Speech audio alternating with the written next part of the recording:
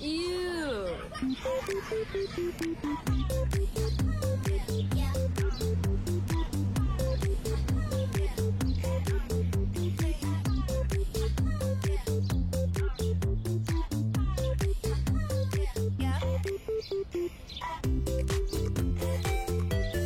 All right. Well, if this is your first week with us, we are starting a brand new series today. So whenever we take a bunch of messages and we group them together under a common theme, we call it a series. And so if it's your first week, it's a great week to be with us because this is the start of a brand new one. Now, before we get into it, we got to acknowledge that there's a little man in that little bumper video there. And we love him so much, but he doesn't have a name. And so at the beginning of the 8 o'clock service, 8 o'clock, I started this little contest where I was like, hey, if you want to name this guy, just go to our YouTube channel, go to this video in the comments and put a name, and then we'll give out a prize that we'll announce next week. So we'll announce what his name is next week. If you don't do YouTube, you can email us, put it on a Connect card, whatever. Just get a name to us. And there's some pretty good ones that came out so far. We got Melvin Flowers. Someone wants to call him Seamus. Some pretty good ones. That's from 8 o'clock, all right? So anyway, totally irrelevant, but at least I'll have a name next week. So we're starting a new series, and here's how we'll kick things off, right? So raise your hand if you've ever seen the movie Elf. Elf, yeah, good one, right? It's a Christmas movie, but it comes up throughout the year because it's great. Will Ferrell's funny. If you don't know the movie, there's a man who was raised by elves. His name is Buddy the Elf, but he's actually Buddy the human. He's not an elf. And he doesn't know that while he's growing up. And so he's constantly finding himself in a position that doesn't quite make sense, right? Like he doesn't quite understand why he's so much bigger than everyone else. He doesn't understand why his voice is so much deeper. It doesn't make sense that everyone else is pumping out these toys and he can't ever meet the toy quota. Things don't quite make sense to him because he thinks he's an elf. But then one day, Papa Elf sits him down and tells him where he came from. He explains his origin story. Buddy the Elf finds out that he's not really an elf. And while his problems don't immediately go away, so much of what he's lived through begins to make sense. And it's because he understood his origin story, why he is the way that he is and where he came from. Over the next couple weeks, we're going to look at an ancient origin story about the human race, where we came from. And my hope is that while this is not going to immediately fix all of our problems, what I think is that at least we'll begin to understand some things about ourselves and maybe the people in our lives that haven't always made much sense. It'll bring some clarity to the issue. We're going to talk about one issue that affects so many different areas of life. It's a huge, big, complicated, sticky, complex issue, and it often gets a small amount of attention. It's universal, and it affects us in all different ways. But we have to take some time to talk about it. And if you're somebody who maybe you've given up on church, maybe you haven't been to church in 5 years, 10 years. Maybe you're just here because somebody lied to you and told you were going to Adventureland. This thing that we're talking about might be the thing about church that has kept you away from church. If that's you, I think this might be a good series for you, but we've got to take a look at our origin story. So if you don't know this story, what we're doing is looking at the story in the book of Genesis, the very first book of the Bible. It's on the very first page.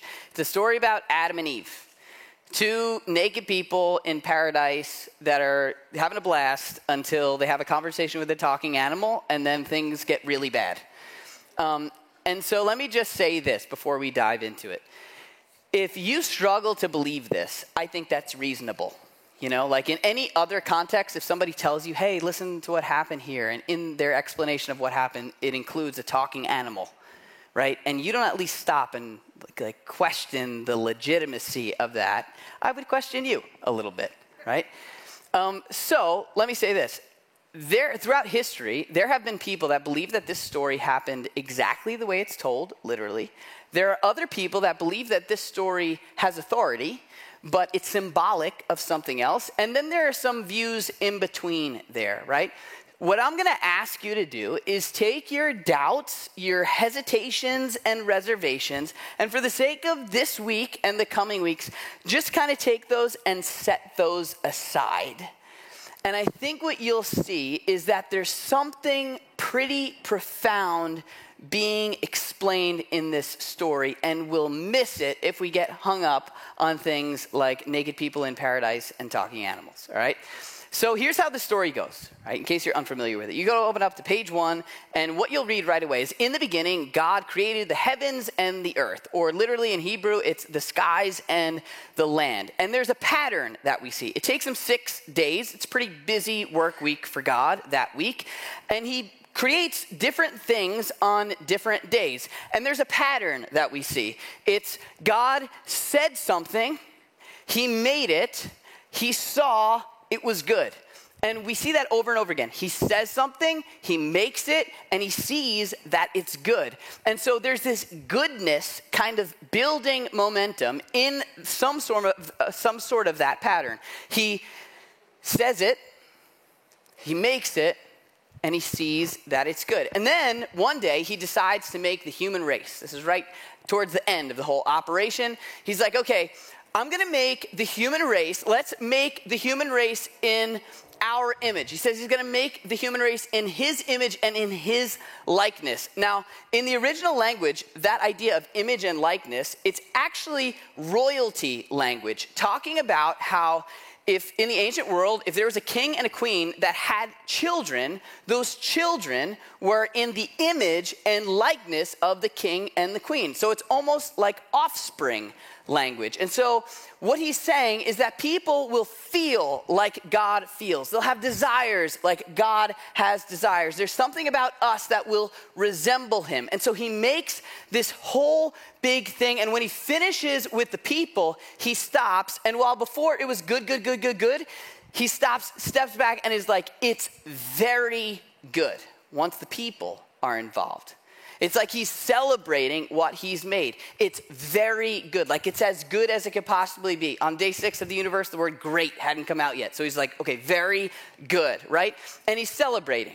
So if I'm like, I like to read between the lines and kind of like, you know, think about what's happening that's maybe not explained. And right away, I'm wondering, okay, what's it like to live in this world free of corruption, where everything is very good? Literally, it's all good all the time in this world. What does it look like? There are people there. What's their life like? What are they feeling? I mean, if you golf in this world, is every stroke a hole in one? You know? It's free of corruption. Do you make every jump shot that you take? Is every day a good hair day? Is every slice of pizza the corner slice of the grandma pie? Is that possible? Like, what does it look like in this world where everything is very good?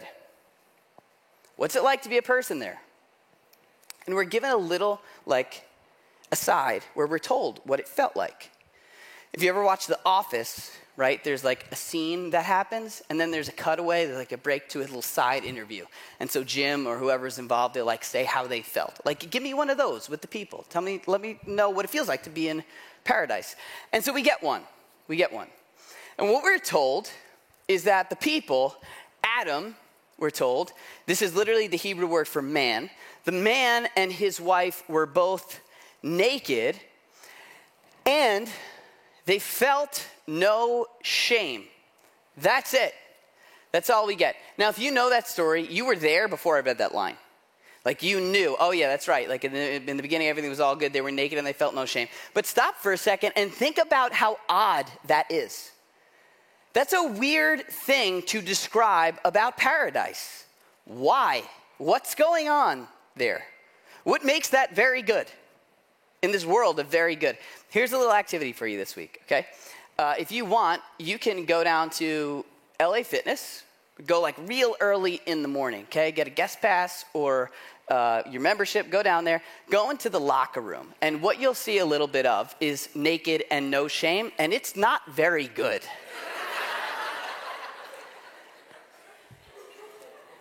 It's hardly paradise. So the question is like, really though, what's going on here? The picture is of something that's way more practical than it may sound. The picture is of being totally exposed and completely embraced. There is nothing to hide. Or we can say they are fully known and fully loved. This is who I am. And I don't need to hide it.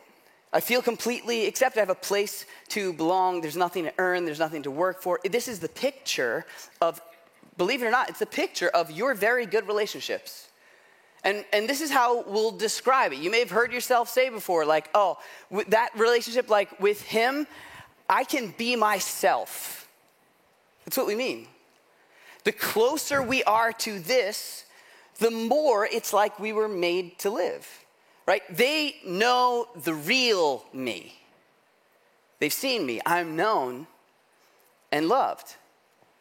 That is the picture of what it looks like to be like very good, paradise, fully known, fully loved. But if you know the story, it doesn't stay that way. So they're told that they can eat anything in the garden. They can do, like, they've got all the freedom in the world, but there's one tree that they shouldn't eat from. And this is also part of the very good plan. It would not be very good for them to eat from this tree. So God says, don't eat from it. Now, they have a conversation with this serpent, who is the embodiment of evil, and he convinces them that God is holding out on them. Like that they need to decide for themselves what's very good for them. Because God does not know what's very good or does not want what's very good for them. And so they take the fruit that they're not supposed to eat and they eat it. And in a moment, everything falls apart. The people that study this would say this is the moment when the human world, like when the human race broke. When corruption entered the equation. And so again, I'm like, okay, well, let's get behind the scenes. Like if I'm there, if I'm watching this unfold, what do they do? What happens? What do they feel the moment it all falls apart? They eat something they're not supposed to eat. What happens? Well, we're told the eyes of both of them were opened and they realized they were naked. Now, their eyes were open before, but it was like they were seeing things differently. They had this realization that they were naked, that they were exposed, and so they sewed fig leaves together and made coverings for themselves. This, again, if you know this story, you're like, yeah, that happens. I know this story. But if you don't know this story, if you've never heard it, you know that's a weird thing to do. It has nothing to do with eating. You'd think they ate something they weren't supposed to eat. Maybe they would start violently vomiting or have terrible indigestion, right? Like, where's the connection? Why all of a sudden do they feel the need to cover themselves? Well, when I was younger, I would come home from school, I'd get off the bus, and we had this policy in my house, like you can have a snack when you come home. And so I was allowed to eat 3 cookies. And that was the rule. If my mom was home, I ate 3 cookies. If they weren't around, you can bet I was going for the whole sleeve of Oreos, right? But there was never once a moment where I ate cookie number 4 and looked down and was concerned about my appearance. Really, practically, there seems like no correlation. The thing that entered the story was shame.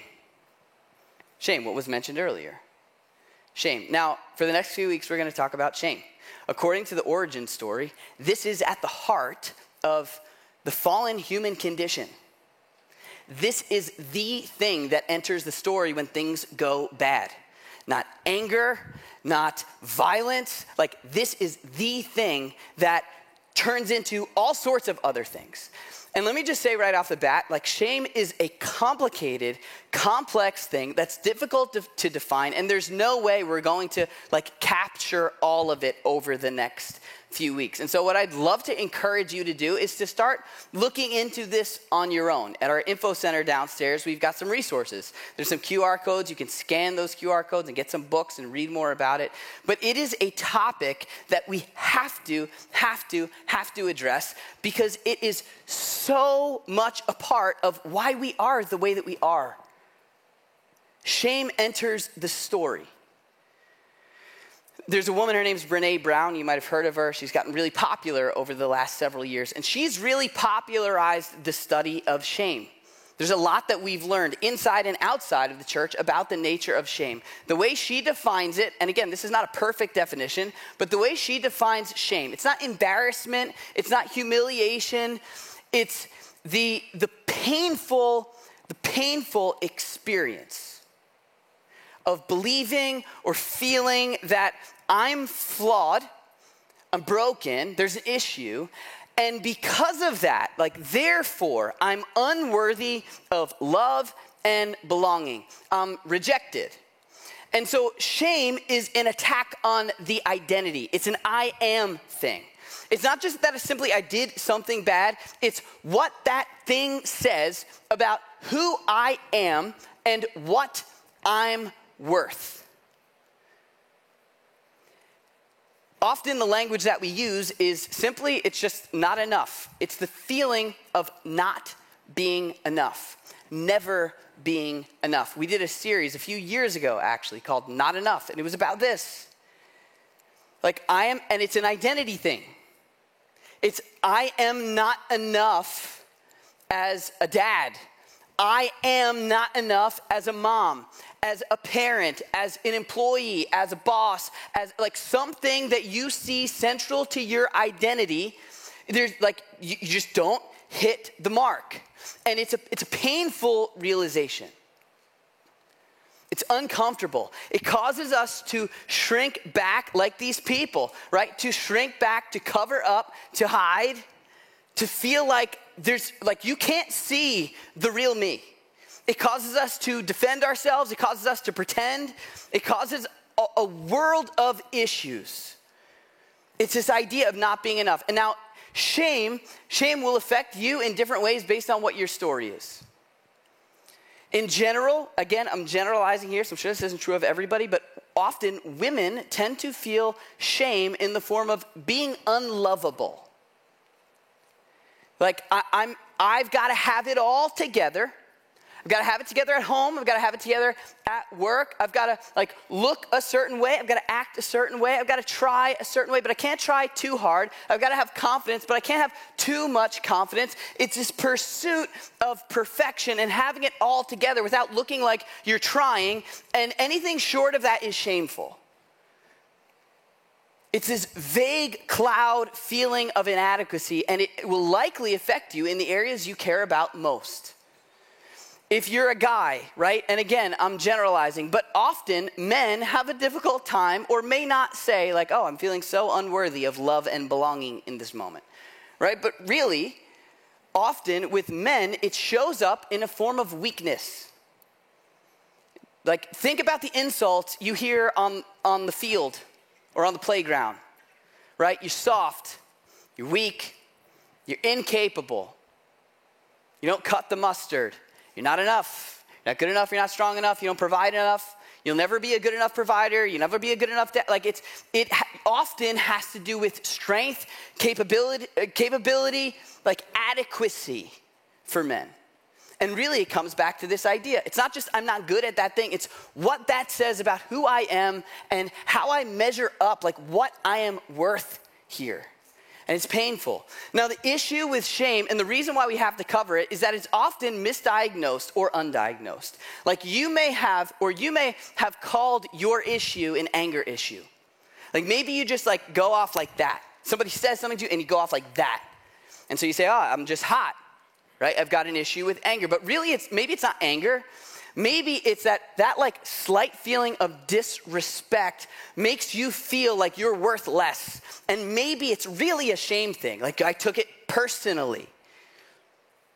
And maybe if the shame wasn't there, there wouldn't be such a trigger for anger. Maybe you've got an issue with jealousy, right? Or you've called it an issue with jealousy. But maybe you're jealous of her or of him, not just because you want the thing that they have, but because of what that thing says about who that person is, and you want that thing to say that thing about who you are. Because it's this, I've got to carry the weight of who I am and what I'm worth. The toxic thing about shame is that it doesn't lead to life change. It does not lead to genuine heart change. You can scare someone with shame into acting a different way, but it's not genuine change. They're just avoiding feelings of shame. The destructive part about shame is that it makes it about you. It's not about the issue. It's not about the thing that I did. It's about me, right? I'll give you an example, okay? This is a fresh one, right? This was just hot off the press yesterday. So my wife and I were at a baseball game, my son's baseball game. He's 7 years old. We're sitting right behind first base. It's me, my daughter, she's 9, and my wife, okay? My son's out playing shortstop. I take out my phone. I'm like filming him, right? My wife she's got her phone out. She's trying to like get a few things ready for start party. We've got like some stuff going on. We both like have our phones out like this. The ball gets hit to third base, and the third baseman picks it up and throws it to first. This kid's 7 years old. He overthrows first base. 7 years old. The kid should be playing with the middle schoolers. Launches it. He's got a cannon. It goes over the first baseman, comes headed in our direction. We don't see it, right? So I'm like this. My wife's like this. My daughter's like in the middle. I hear yelling, watch out, heads up, the energy's in our direction. I still don't see the ball, so I do this, my wife does this, and my daughter gets nailed with the ball. She was fine, it hit her in the leg, she said I could tell this story. She's okay. Okay, and I'm just thinking, I felt shame. It's like, look at those parents over there, both on their phones, little girl in the middle, they're like, well, you're on your own. She gets nailed. And it's like, hey, come join us at community church tomorrow morning. We're at 8, 9:30, 11 o'clock. But really, I felt like deep shame. I'm like, oh my gosh, I look like the worst dad here. Like, we look like we don't care. We're totally checked out. We're new to the community, to the league. I'll feel all the eyes on us, and we're like, right? And it hurts. It hurts. But that's what I'm thinking. I'm not thinking, are you okay? She, to make things a little better, as soon as it happened, she looked over at me and she goes, you care more about your phone than your daughter. And I was like, don't shame me, child. But really, that's the toxic side of it. I'm joking, but I'm serious, right? If I say something to my kids and I'm not proud of it, right? I like have an outburst or I lose my temper and shame sets in. Then I start to feel like I'm the guy that's nice to the stranger and mean to the kids. Like I'm the bad father. I'm not thinking like, are they okay? Right? Because it becomes about me and who I am and what I'm worth. And so it's not helpful. So the question then, right, if you're like me, I'm like, okay, the first time I heard this, I was thrilled. I was like, okay, wow, that's exciting. So I'm not supposed to just beat myself up constantly for never measuring up in all these areas of life. So what's the deal? Do we not have standards? Are we all just supposed to go out there, have a good time, and who cares what you do? Is there no accountability? That's where we need to draw a clear line between guilt and shame. When most of us say we feel guilty, what we actually feel is shame.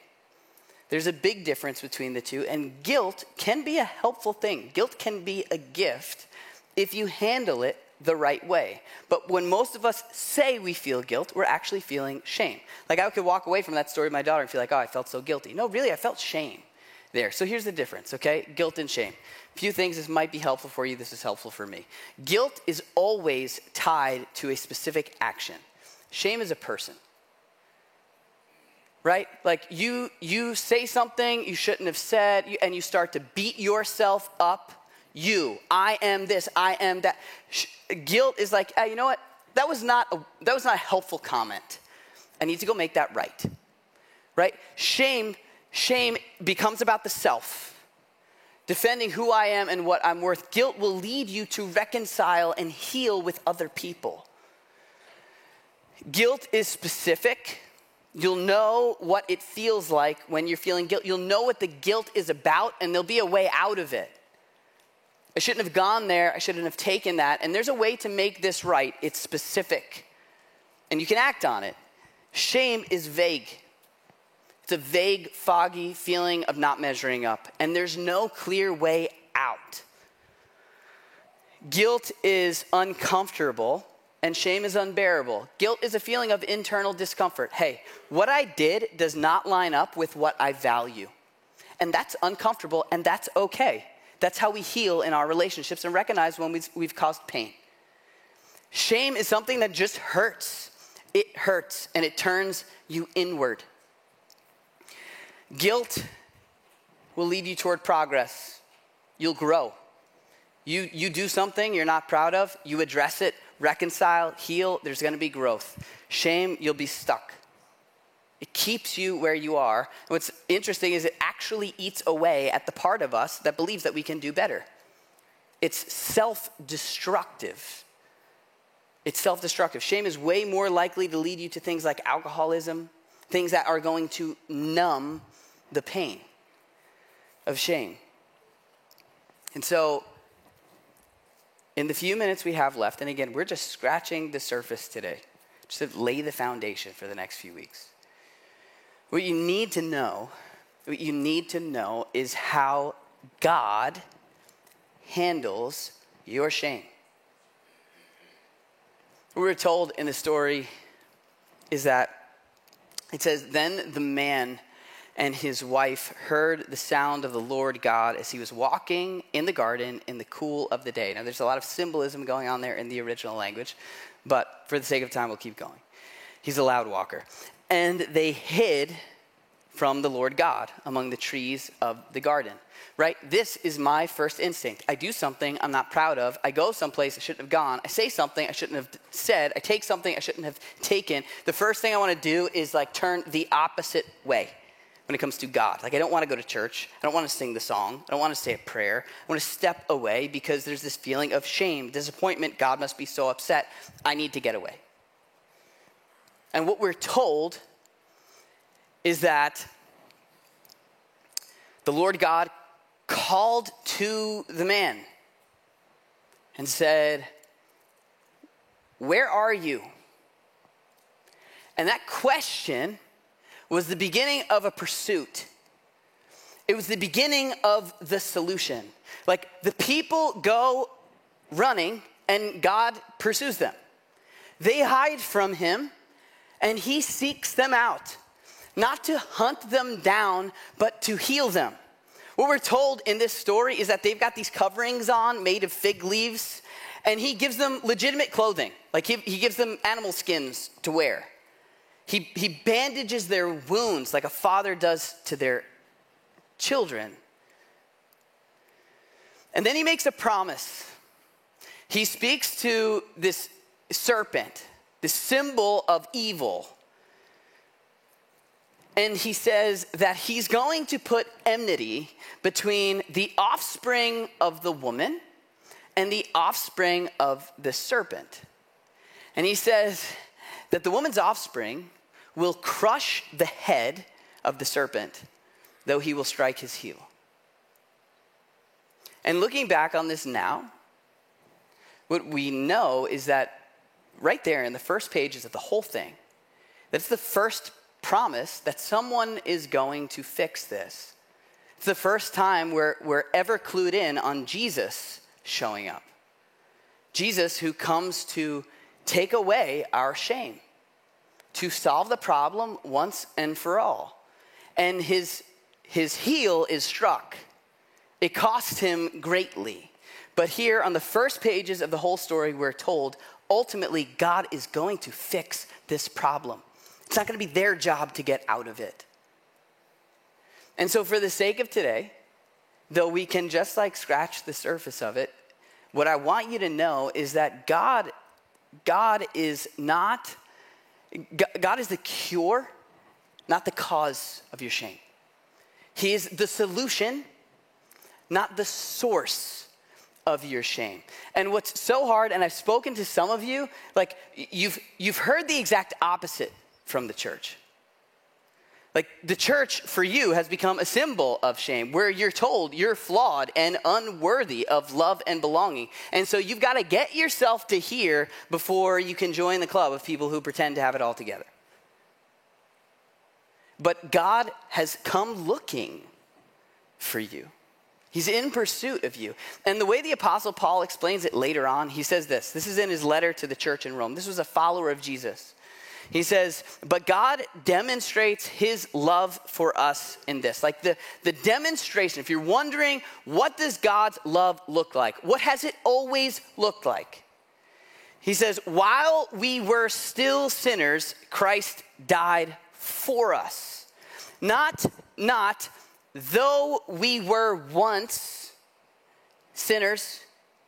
Right? The tense that he's using here is to very intentionally make a point.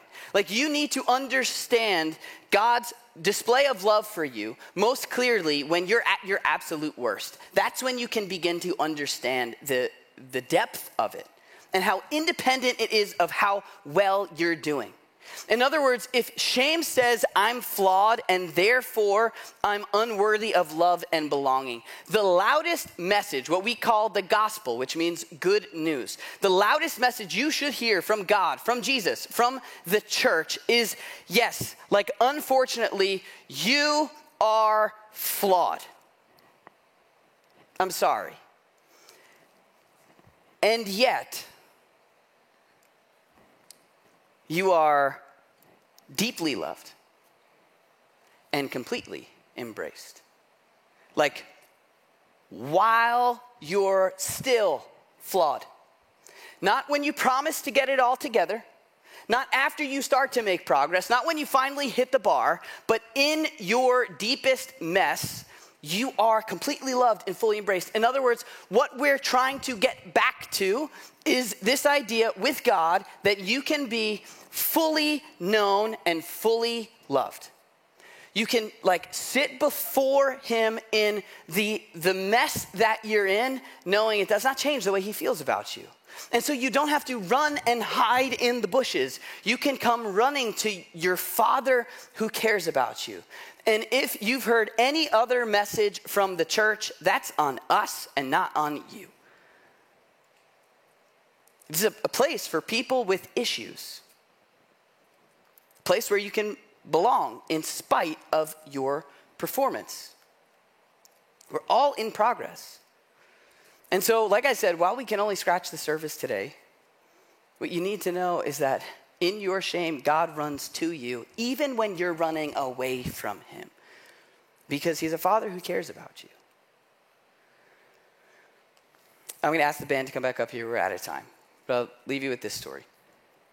When my daughter was younger, before she got hit with the baseball, like really young, maybe like four years old, we had this little like thing, this little like game we would play. She would do something, and I would give her a treat, a cookie, ice cream, whatever. She loves sweets, so it usually had sugar in it.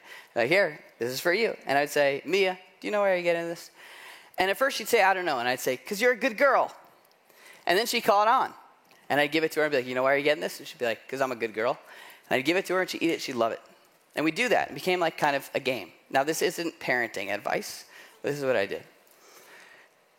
One day I stopped doing that because I was concerned about the message that I was teaching her. And so I gave her something and I said, do you know why you're getting this? She looked at me, she said, because I'm a good girl. And I said, no. It's because you're mine and I love you. And it has nothing to do with whether or not you're a good girl. there is a God who wants you to see him as your Father.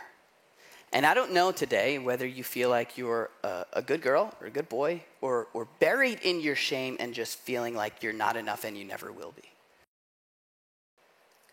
What you need to know, what I want you to know, what this is all about, is that you are his and he loves you. And he wants you to be confident in that when you're feeling the most weighed down in shame.